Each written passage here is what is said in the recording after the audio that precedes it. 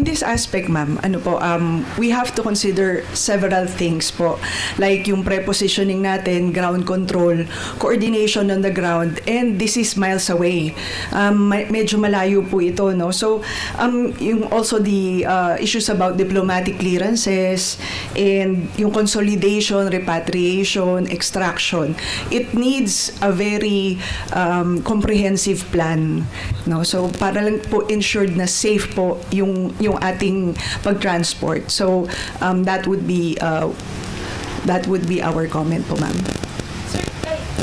Yes, follow up. You may do so. Apo. Regarding kasi as of now, kasi considered meron pa rin mga, I think meron pa rin bombahan going on. So, paano po yun? Makaya ba natin na makapasok sa isang safe airspace para dun?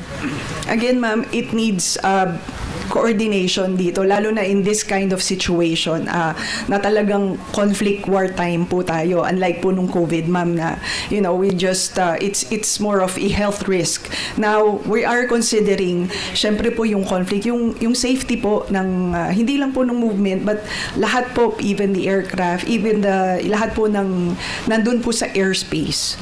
Yeah. So ma'am, technicality-wise po, hindi po madali na magpalipad ng eroplano doon sa isang compromised airspace para makapag-rescue ng mga OFW. Tama po ba, ma'am? Yes, ma'am, it would pose some challenges po, and that's why we need comprehensive planning for that. Okay po. Thank you again. Baka po may ma-add po si... That would be again a technical aspect on the situation, On the and not situation, sir. on a reaction on the Vice President's comment. Pwede rin po, sir. Baka No, po may... it's a technical Okay, technical. reaction, not on the Vice President's statement. Nag-antay po tayo. We are maintaining a high level of preparedness.